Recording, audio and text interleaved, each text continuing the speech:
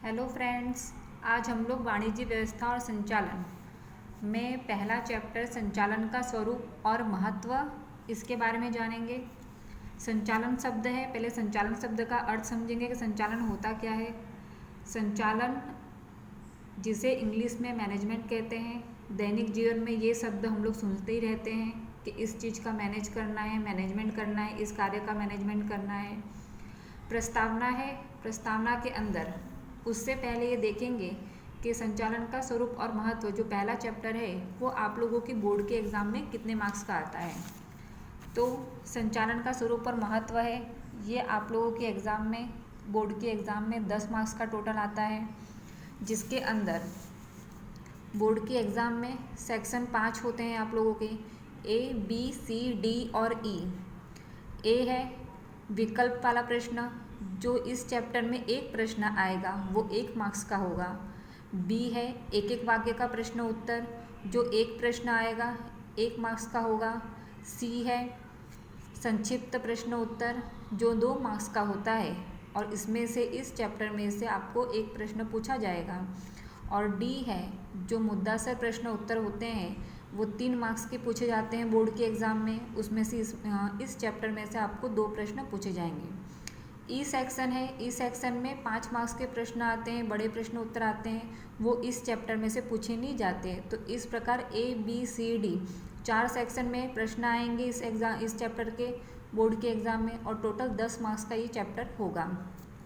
उसके बाद है चैप्टर का पहले प्रस्तावना हम लोग देखेंगे। प्रस्तावना में पहले पैराग्राफ में दिया गया है आप लोगों को, जिसमें लिखा गया है कि संचालन ये अभी से नहीं, लेकिन ये शुरू में प्राचीन समय से ही चला आ रहा है, जिसमें शिकार के बारे में बताया गया है कि जब प्राचीन समय में लोग शिकार करने के लिए जाते थे, मनुष्य शिकार करता था, एक से अधिक व्यक्ति मिलकर के समूह में, झुंड में शिकार करते थे, तो उसमें किस प्रकार आयोजन करना है, किस प्रकार मार्गदर्शन करना है, किस प्रकार कार्य की देखरेख करनी है, तो ये सारे कार्य संचालन के अंतर्गत आ जाते हैं।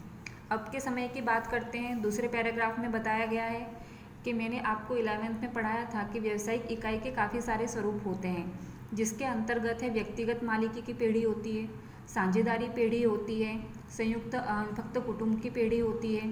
उसके बाद कंपनी स्वरूप अस्तित्व में आया। कंपनी स्वरूप के अंतर्गत अधिक से अधिक व्यक्ति मिलकर के एक साथ काम करते हैं। तो जहाँ भी एक से अधिक व्यक्ति मिल करके समूह में कार्य करेंगे, सद्भावना के साथ कार्य करते हैं, तो वहाँ संचालन की आवश्यकता उत्पन्न होती है कि जो भी व्यक्ति हैं साथ में मिलकर के कार्य कर रहे हैं, उनका मार्गदर्शन करना, उन पर नियंत्रण रखना, इन सब चीज़ों के लिए संचालन आवश्यक होता है। जिसके अंतर्गत अंत में लिखा गया है कि जो भी व्यावसायिक इकाई है उसमें जो भी ऐसे वर्ग हैं कि जिनको अलग से प्रशिक्षण दिया गया हो, जो अनुभवी व्यक्ति होते हैं, जो निष्णांत व्यक्ति होते हैं, कि जो अपने क्षेत्र के जानकार व्यक्ति होते हैं, ऐसे तमाम व्यक्ति जो भी कार्य करते हैं इकाई में रह करके, वो संचालन कहा जाता है। इसके बाद हम संचालन का अर्थ देखेंगे। संचालन के अर्थ में 3 परिभाषाएं दी गई हैं किताब में। तो सबसे पहली परिभाषा है कुंतज और ओडोनल के अनुसार। सबसे सरल परिभाषा ये दी गई है, ये परिभाषा याद कर लेना आप लोग। ये परिभाषा बोर्ड के एग्ज़ाम में लगभग पूछी ही जाती है एक एक वाक्य के प्रश्न उत्तर में कि संचालन अर्थात क्या। तो सामान्य अर्थ लिख देने का कि अन्य व्यक्तियों से काम लेने की कला अर्थात संचालन, कि जो भी व्यक्ति हैं उनके साथ जो काम करते हैं या उनके नीचे जो काम करते हैं, उनसे किस प्रकार से अपने अनुसार काम करवाना है, अपनी इच्छा के अनुसार किस प्रकार से उनसे काम लेना है, वो कला यानी कि संचालन।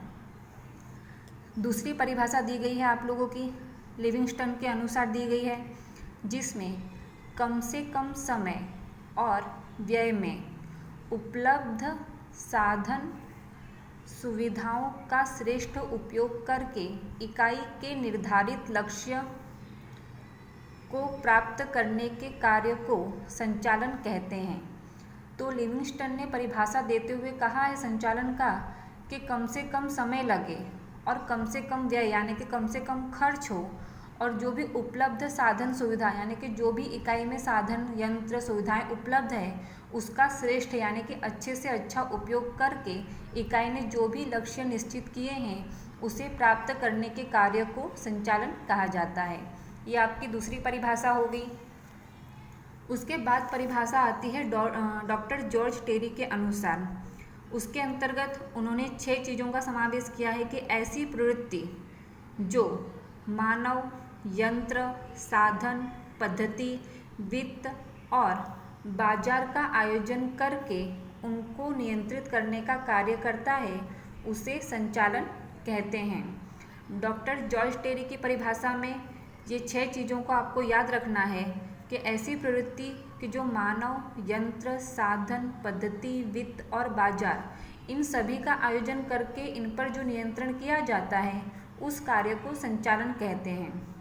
दूसरे तरीके से बोर्ड के एग्ज़ाम में 6M पूछा जा सकता है कि 6M बताइए या समझाइए, तो जिसके अंतर्गत ये जो 6 नाम हैं, ये सारे के सारे इंग्लिश में M से शुरू होते हैं। जैसे मानव, मैन, यंत्र, मशीन्स, साधन, मटेरियल, पद्धति, मेथड्स, वित्त यानी कि मनी और बाजार यानी कि मार्केट। तो ये 6M हो गए। तो 6M में आपको ये 6 नाम लिखने होते हैं। अगर इंग्लिश में नाम नहीं आ रहा है, स्पेलिंग नहीं याद हो रही है, तो उसके बदले आप ये हिंदी में नाम लिख सकते हैं, हिंदी में भी याद कर सकते हैं। तो यहाँ आपकी ये परिभाषा पूरी होती है। उसके बाद आता है चैप्टर में संचालन का स्वरूप। संचालन के स्वरूप को दूसरे तरीके से उसके लक्षण कह सकते हैं। अगर एग्ज़ाम में स्वरूप न पूछ करके लक्षण पूछा जाता है, तो भी आपको यही मुद्दे लिखने हैं, जिसके अंतर्गत टोटल इसमें 7 मुद्दे दिए गए हैं, 7 पॉइंट दिए गए हैं। जिसमें पहला है सर्वव्यापी प्रवृत्ति। सर्वव्यापी प्रवृत्ति यानी कि जहाँ जहाँ भी मनुष्य समूह में कार्य करेगा, वहाँ वहाँ संचालन की आवश्यकता उत्पन्न होती है। जहाँ भी याद रखना है आपको कि जहाँ भी एक से अधिक व्यक्ति समूह में कार्य करेंगे, मिल करके कार्य करेंगे, तो वहाँ संचालन आवश्यक होता है। साथ में इस पॉइंट में ये भी लिखा गया है कि संचालन सिर्फ औद्योगिक क्षेत्र की इकाइयों में ही काम में नहीं आता, लेकिन इसके साथ साथ जो है सामाजिक प्रवृत्ति हो, वहाँ पर भी एक से अधिक व्यक्ति साथ में मिलकर के कार्य करते हैं। धार्मिक क्षेत्र है, कृषि क्षेत्र है, सेना है, शिक्षण है, ये सारे क्षेत्र इस प्रकार के हैं कि जहाँ पे व्यक्ति समूह भावना में काम करते हैं, एक साथ मिल करके एक से अधिक व्यक्ति काम करते हैं, तो वहाँ पर संचालन की प्रवृत्ति दिखाई देती है। सामान्य अर्थ में आपको यही याद रखना है कि जहाँ पर भी एक से अधिक व्यक्ति समूह में कार्य करते हैं, वहाँ संचालन की आवश्यकता उत्पन्न होती है। दूसरा पॉइंट है उद्देश्य लक्ष्य प्रवृत्ति। इसके अंदर ये बात याद रखनी है, जो पहला लाइन दिया हुआ है, संचालन एक साधन है, साध्य नहीं है। यानी कि संचालन जो भी इकाई ने उद्देश्य निश्चित किए हैं, उसे पूर्ण करने के लिए वो मात्र एक साधन है, वो खुद अपने आप में एक उद्देश्य नहीं है। जिसके अंतर्गत जो भी इकाई है, उसने जो भी उद्देश्य निश्चित किए हैं, उनको पूर्ण करने के लिए जो भी कर्मचारी हैं कुशलतापूर्वक कार्य कर सकें, कमी बिना का, कोई नुकसानी बिना का कार्य कर सकें, तो उसके लिए संचालन की आवश्यकता उत्पन्न होती है। तीसरा पॉइंट आता है सामूहिक प्रवृत्ति। सामूहिक प्रवृत्ति के अंतर्गत मैंने बताया था कि जहाँ भी एक से अधिक व्यक्ति मिलकर के साथ में समूह में कार्य करते हैं, वहाँ संचालन की आवश्यकता उत्पन्न होती है। कि जहाँ 2 या 2 से अधिक व्यक्ति मिल करके उद्देश्यों को प्राप्त करने के लिए प्रवृत्ति करें, वहाँ संचालन आवश्यक है।